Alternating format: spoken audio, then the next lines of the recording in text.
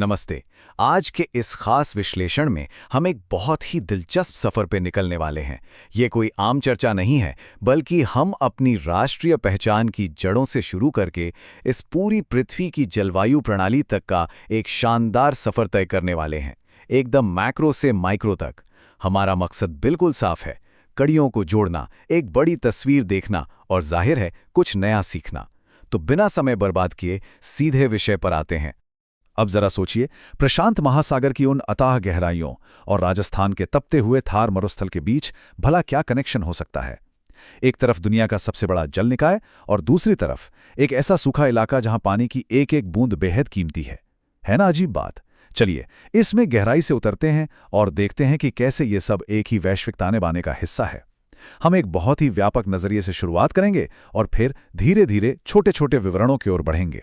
तो आज के हमारे इस सफर के 4 मुख्य पड़ाव होंगे। पहला, भारत की मूल पहचान। दूसरा, नेतृत्व और शासन। तीसरा, तकनीक और अंतरिक्ष में हमारे कुछ बड़े मील के पत्थर। और अंत में चौथा, इस पूरी वैश्विक जलवायु को समझना।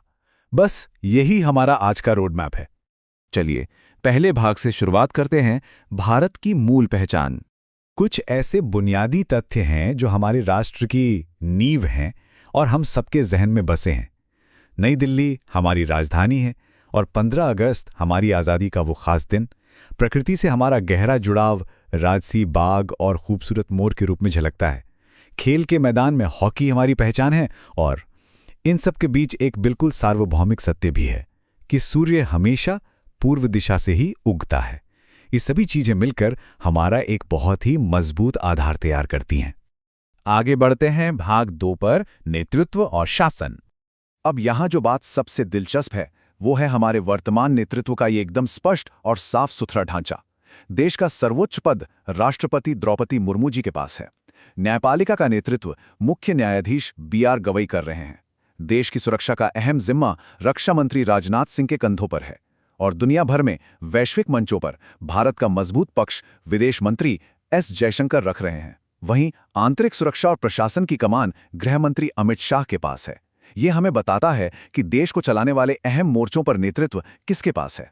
नेतृत्व के साथ साथ कुछ बहुत ही प्रमुख पहलें भी आकार ले रही हैं। अगर निष्पक्ष रूप से देखें तो घरेलू मोर्चे पर उत्तराखंड ने समान नागरिक संहिता यानी UCC लागू किया है। इसके अलावा एक राष्ट्र एक चुनाव की राजनीतिक अवधारणा भी काफी चर्चा में है। वैश्विक स्तर पर बात करें तो मानवता की भलाई के लिए भूकंप के दौरान सहायता के रूप में चलाया गया ऑपरेशन दोस्त एक बड़ा कदम था। और भविष्य की कूटनीति की ओर देखें तो 2025 के G20 शिखर सम्मेलन का आयोजन दक्षिण अफ्रीका में होने जा रहा है। ये सारे घटनाक्रम हमारी वर्तमान वैश्विक और घरेलू स्थिति को दर्शाते हैं।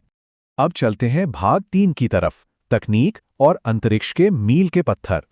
जरा इस टाइमलाइन पर नजर डालिए। ये बिल्कुल साफ दिखाता है कि चीजें कितनी तेजी से आगे बढ़ रही हैं। 2015 में डिजिटल इंडिया की शुरुआत हुई, जिसने एक तरह से पूरे सिस्टम की काया पलट कर दी। फिर 2023 में नए संसद भवन का उद्घाटन हुआ, जो हमारे आधुनिक बुनियादी ढांचे का प्रतीक है। और अब हम 2025 में दक्षिण अफ्रीका में होने वाले G20 शिखर सम्मेलन की ओर देख रहे हैं। ये सिर्फ एक टाइमलाइन नहीं है, ये लगातार हो रही हमारी प्रगति का सबूत है। और अगर हम उपलब्धियों की बात करें तो ये विविधता सच में हैरान करती है। एक तरफ UPI है, जिसने डिजिटल भुगतान को हमारे रोजमर्रा के जीवन का हिस्सा बना दिया है।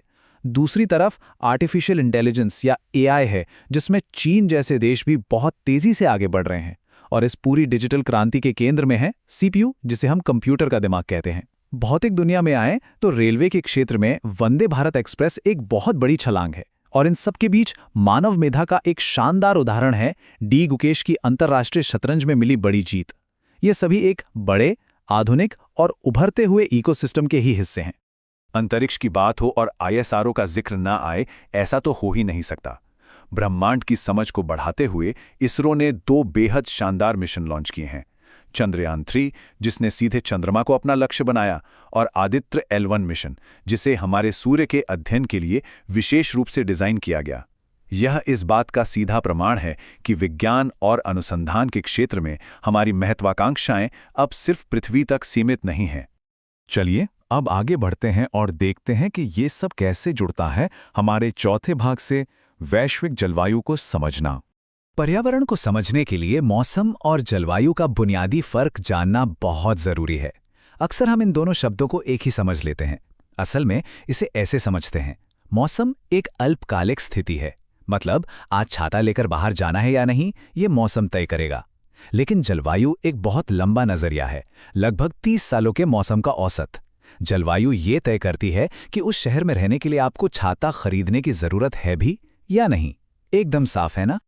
इसी आधार पर भारत की जलवायु को उष्णकटिबंधीय मानसूनी कहा जाता है। अब एक दिलचस्प तथ्य सुनिए। ये मानसून शब्द अरबी भाषा के मौसम शब्द से आया है और हमारे देश में इस पूरी प्रणाली की धड़कन है दक्षिण पश्चिम मानसून की बारिश। यही वो जीवनदायिनी शक्ति है जो हमारी कृषि और पूरे जीवन चक्र को चलाती है। लेकिन यहाँ एक बड़ा विरोधाभास भी है। एक ही जलवायु प्रणाली होने के बावजूद हमारे देश में कितनी ज्यादा भौगोलिक विविधता है। एक तरफ मेघालय का मौसिनराम है, जिसे पृथ्वी पर सबसे अधिक वर्षा वाले क्षेत्र के रूप में जाना जाता है, और दूसरी तरफ थार मरुस्थल है, जहां बारिश की एक एक बूंद तरसती है। एक ही देश के भीतर पर्यावरण के चमत्कारों का ये एक अद्भुत उदाहरण है। अब अगर हम थोड़ा पीछे हटकर पूरी पृथ्वी के पैमाने पर सोचें, तो वैश्विक जलवायु किसी एक चीज से नहीं चलती। ये अक्षांश, स्थान की ऊंचाई, समुद्र से दूरी और हवाओं जैसे कई कारकों पर निर्भर करती है। इसी वजह से पृथ्वी पर कर्क और मकर रेखा के बीच का उष्णकटिबंधीय क्षेत्र है और एकदम उत्तर और दक्षिण में जमा देने वाली ध्रुवीय जलवायु है। और इन सभी पैमानों को संतुलित करने में एक बहुत बड़ी भूमिका निभाता है प्रशांत महासागर, जो हमारी पृथ्वी का सबसे बड़ा महासागर है। और ये बात बहुत ही शानदार तरीके से दर्शाती है कि ये विशाल महासागर हमारे मौसम को कैसे नियंत्रित करता है। जब प्रशांत महासागर के तापमान में असामान्य वृद्धि होती है तो हम उसे एल नीनो कहते हैं, और जब इसके तापमान में गिरावट आती है तो उसे ला नीना कहा जाता है। महासागर के तापमान में होने वाले ये बदलाव पूरी दुनिया के मौसम को पूरी तरह से अस्त-व्यस्त करने की ताकत रखते हैं। जब हम तापमान में बदलाव की बात कर ही रहे हैं, तो पृथ्वी की इन चरम सीमाओं को देखना भी जरूरी है। हमारी पृथ्वी पर एक और अंटार्कटिका है, जो पूरे ग्रह की सबसे ठंडी जगह है, और दूसरी ओर डेथ वैली है, जिसे पृथ्वी का सबसे गर्म और तपता हुआ स्थान माना जाता है। ये दोनों स्थान हमें याद दिलाते हैं कि हमारे ग्रह का जो एक बुनियादी तापमान है, उसका संतुलन कितना नाजुक है। इस नाजुक संतुलन को बनाए रखने में दो बहुत ही अहम वैज्ञानिक प्रणालियों का हाथ है। पहला है ग्रीन हाउस प्रभाव। इसे एक कंबल की तरह समझिए, जो कार्बन डाइऑक्साइड जैसी गैसों से बना है और सूरज की गर्मी को रोककर पृथ्वी को गर्म रखता है। और दूसरी है ओजोन परत, जो हमारे वायुमंडल के समतापमंडल में एक सुरक्षा कवच की तरह मौजूद है और हमें सूरज की हानिकारक किरणों से बचाती है।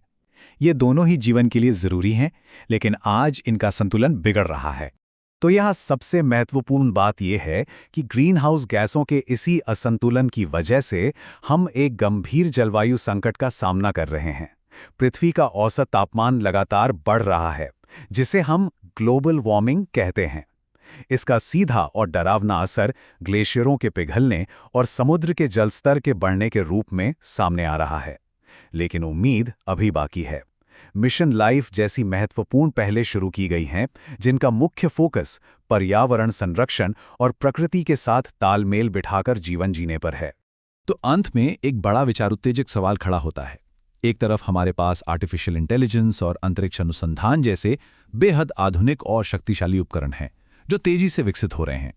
तो क्या हम अपनी इन आधुनिक तकनीकों और उपलब्धियों का इस्तेमाल जलवायु परिवर्तन जैसी उस सबसे बड़ी चुनौती को हल करने में कर पाएंगे, जो हमारे पूरे अस्तित्व के लिए एक बड़ा खतरा है? ये एक ऐसा सवाल है जिस पर हम सबको विचार करना चाहिए। और इसी विचार के साथ हमारा आज का ये विश्लेषण यहीं समाप्त होता है। हमारे साथ इस सफर में जुड़ने के लिए आपका बहुत बहुत धन्यवाद।